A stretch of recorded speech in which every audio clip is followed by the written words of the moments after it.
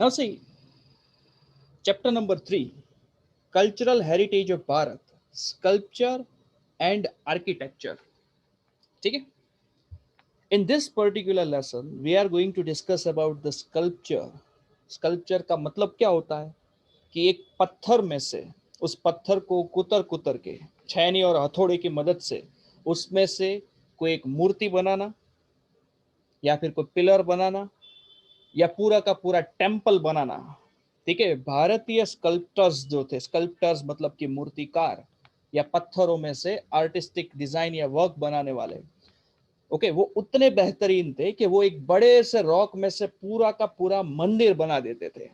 विदेश में तो खाली वो लोग मूर्तियां बनाते थे पत्थर काट काट के। भारत के अंदर ये जो स्कल्प्टर्स थे, ओके, वो पूरे के पूरे टेम्पल्स कंस्ट्रक्ट कर देते थे। मान लो कोई इतना बड़ा पत्थर है, ठीक है, पहाड़ों के बीच में, मान लो कि पूरे बिल्डिंग जितना बड़ा, तो उनको काट काट कर एक पूरा का पूरा मंदिर भी तैयार कर देते थे। ठीक है, as well as architecture, okay, that is designing buildings, houses, whatever, okay, even ancient monuments, पहले के जमाने में जो आर्टिस्टिक वर्क था, जो आर्टिस्टिक मॉन्यूमेंट्स थे या वॉट एवर, उनको डिजाइन करना, that is what architecture is all about. ठीक है, तो इस लेसन के अंदर हम भारत के स्कल्पचर और आर्किटेक्चर के बारे में पढ़ेंगे। एंड वन मोर थिंग, अगर हम जब भारत की बात करते हैं, ठीक है, तो यूजुअली भारत को ताजमहल के साथ जोड़ा जाता है कि भारत में बस ताजमहल, ये एक मिथ है। हाँ, Taj Mahal is also one of the finest artistic work in our country, but one of the finest, not the only artistic work in our country. ठीक है, उससे भी कई ज्यादा बेहतर आर्किटेक्चरल वर्क वाले टेम्पल्स और बिल्डिंग्स भारत के अंदर मौजूद है। बस हमें ढूंढना पड़ता है। हम अगर मान ही लेंगे कि भाई नहीं यही सबसे बेस्ट है, ठीक है, तो वैसा नहीं चलता या वैसा नहीं होता। ठीक है, तो different artistic works and architectural marvels are present in our country. That is what we are going to explore now. ठीक है, Bharat is world famous for its rich cultural heritage. हमारे कल्चरल हेरिटेज के लिए तो भारत पूरी दुनिया के अंदर मशहूर है ही। The art of sculpture and architecture has brought a unique identity to Bharat.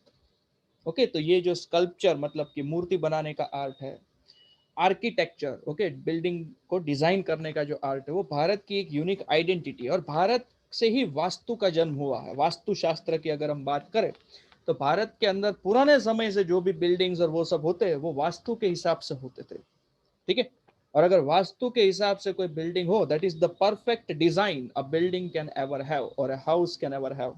ठीक है, town planning of Indus culture of ancient Bharat was greater than contemporary town planning of the world, and it is very remarkable. Bharat का Indus culture जो था, Indus valley civilisation जो था, तब हमारा जो टाउन प्लानिंग था, उस वक्त पूरी दुनिया के अंदर उस टाइप का टाउन प्लानिंग नहीं था। Even the toilet system initiated in our country, ये जो सीवर सिस्टम होता है ना कि भाई टॉयलेट में से जो पानी है वो डायरेक्टली गटर में चला जाए, ठीक है, ये भारत ने दुनिया को सिखाया है। ओके, दुनिया के उस टाइम पर भी कई ज्यादा सिविलाइजेशंस थे, बट जिस टाइप का सीवर सिस्टम भारत के अंदर था, वैसा दुनिया के और कहीं भी या कोई भी सिविलाइजेशन के अंदर नहीं था। तो टाउन प्लानिंग के मामले में भी हम सदियों से दुनिया के दूसरे देशों से या दूसरे सिविलाइजेशन से काफी आगे रहे हैं। Sculpture means to carve the feelings on stone, wood और on metal with hammer and chisel. और स्कल्पचर का मतलब क्या होता है? टू कार्व द फीलिंग्स, मतलब कि एक आर्टिस्ट जो होता है, एक स्कल्पचर जो होता है, वो अपने फीलिंग्स को एक पत्थर के ऊपर या किसी लकड़ी के ऊपर या किसी मेटल के ऊपर कार्व आउट करता है। किसकी मदद से? हैमर और चीजल की मदद से, हथौड़ा और छैनी। ठीक है, with the help of hammer and chisel sculptures are being made. Sculpture, that is the art of shaping figures or design with facial expression in round or in relief, professionally performed by a sculptor with the help of chisel and hammer, is known as sculpture. ठीक है, art of shaping figure और design, कोई हम figure मतलब कि कोई ऐसे statue बनाए या फिर कोई भी डिजाइन बनाए, इवन द एंटायर टेम्पल्स। ठीक है, और कई कई टेम्पल्स में भी आपने देखा होगा, भले ही टेम्पल को कंस्ट्रक्ट किया गया, बट टेम्पल्स जिन पत्थरों से बने हुए हैं, उन पत्थरों में भी जबरदस्त स्कल्पटिंग वर्क होता है, छोटी बड़ी मूर्तियां होती है।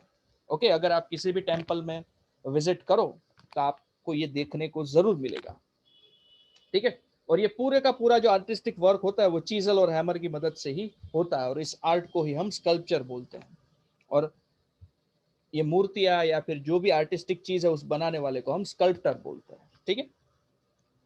Architecture, simple meaning of architecture means art of construction. ठीक है। आर्किटेक्चर का अगर हम सबसे सिंपल मीनिंग निकाले तो उसका सबसे सिंपल मीनिंग क्या है? Art of construction. ठीक है। The word vastu is used for architecture in Sanskrit language and it is very much renowned. Sanskrit भाषा के अंदर हम वास्तु वर्ड का इस्तेमाल करते हैं। ठीक है।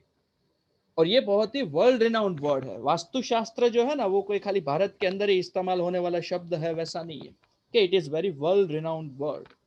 And in this reference, art of constructing buildings, houses, towns, wells, fort, minaret, temple, mosque and tomb is called architecture. और अगर इस रेफरेंस में हम बात करें तो इन सारी चीजों के कंस्ट्रक्शन करने के आर्ट को, कौन कौन सी चीजें हैं? बिल्डिंग्स है, houses, towns, wells, forts etcetera, इसी आर्ट को हम आर्किटेक्चर बोलते हैं। Skill of architect is seen in the art of his architecture. Okay. और जिस आर्किटेक्ट ने जो भी बिल्डिंग को डिजाइन किया है, उस आर्किटेक्ट की स्किल उस बिल्डिंग के डिजाइन के ऊपर से ही पता चल जाती है कि क्या ये माहिर आर्किटेक्ट है या नहीं है। ठीक है।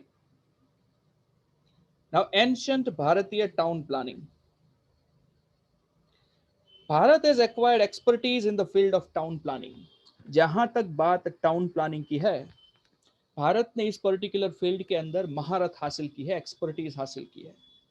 Many such towns have been found out during archaeological excavation work। और कई सारे पुराने टाउन्स जो है वो आर्कियोलॉजिकल एक्सकेवेशन, मतलब कि जमीन में जब खुदाई काम हो रहा है तब मिले हैं हमारे एक्सकेवेटर्स को।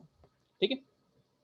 The towns were divided in 3 section. और ये जो पुराने टाउन्स है ना, वो हमेशा 3 सेक्शंस के अंदर डिवाइडेड होते। सबसे पहले फोर्ट ऑफ रूलर्स, मतलब कि जो रूलर्स रूल करते हैं उनका जो किला होता है या किले वाला हिस्सा होता है, वो इसको फोर्ट ऑफ रूलर्स, इसको सिटाडेल बोलते हैं।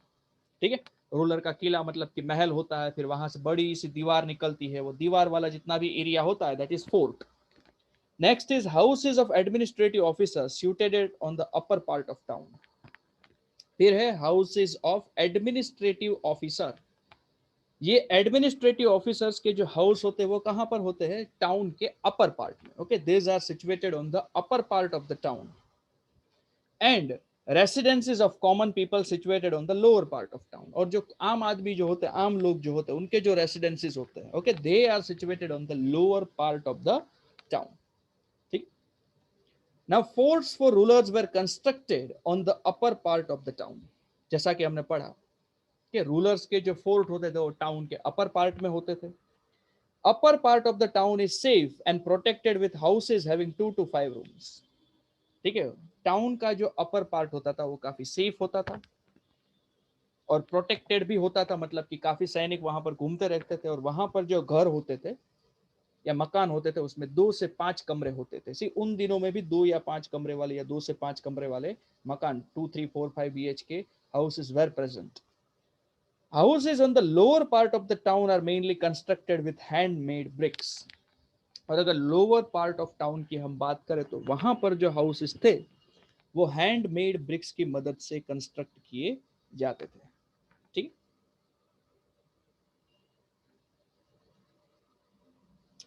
People of Indus Valley civilization has developed many more beautiful and systematic towns than many other civilizations of the world from the architectural point of view.